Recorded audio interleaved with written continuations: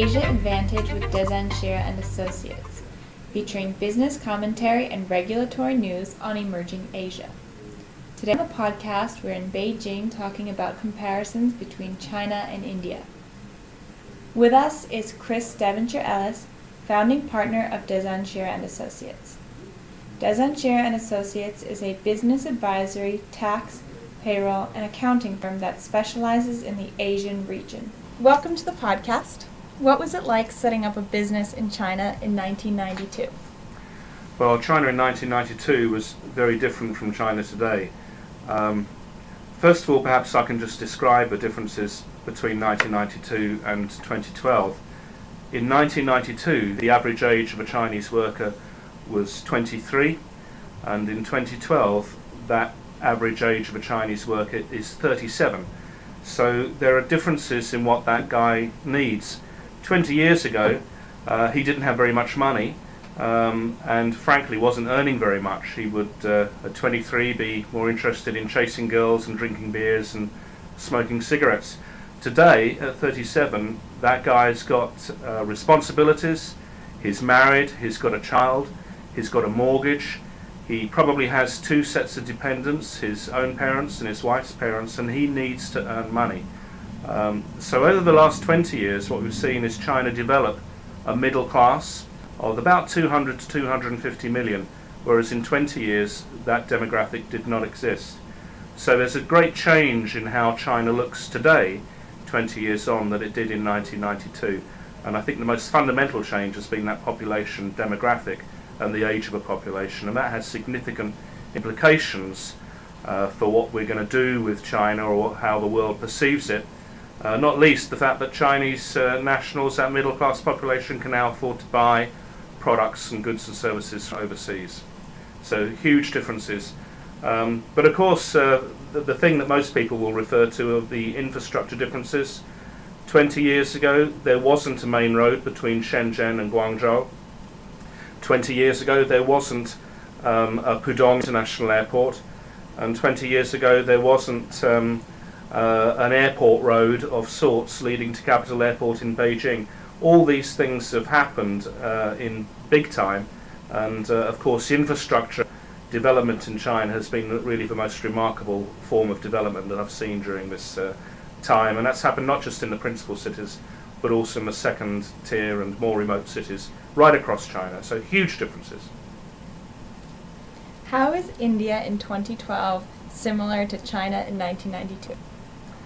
Yeah, interestingly, the average age of an Indian worker today in 2012 is the same age as a Chinese worker was in 1992.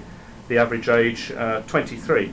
So this means that India is now going to have that demographic, that population dividend is now beginning in India, and that cheap manufacturing and that export manufacturing boom that China has been able to ride over the last 20 years, that is now shifting to India and ASEAN. The average age of a worker in ASEAN is 24.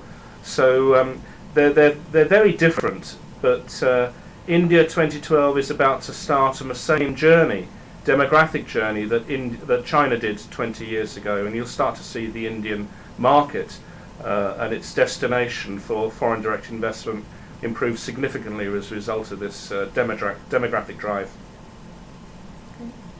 What accounts for the differences in the economies of China and India for the past 20 years? Is it government, population, or something else entirely? Well, I talked about the demographic dividend, that massive labour force that both China and now India have, and that can supply the world with low-cost manufactured goods. So that is a demographic similarity between both China and India that's real, and it has, of course, because of that, there are political implications which are government-led.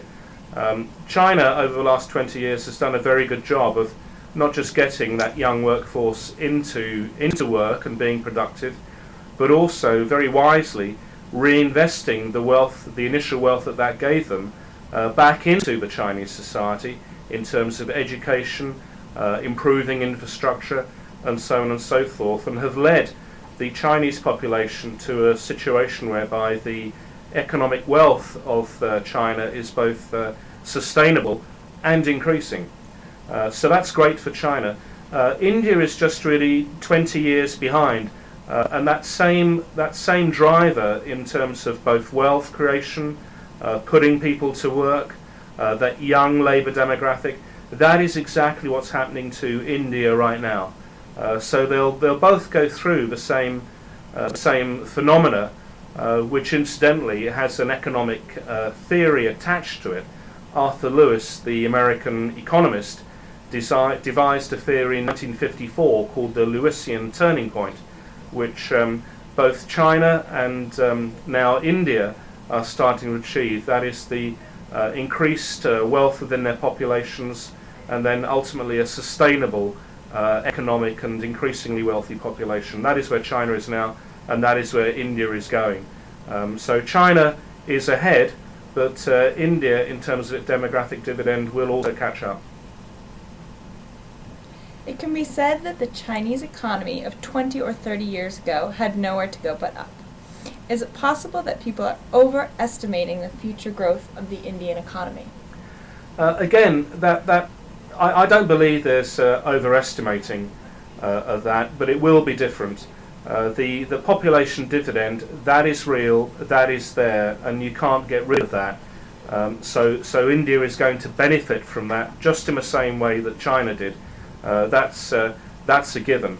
The differences are that China, as a one-party state, was pretty much able to very much focus on exactly what it wanted to do, although often that came at the expense of social health.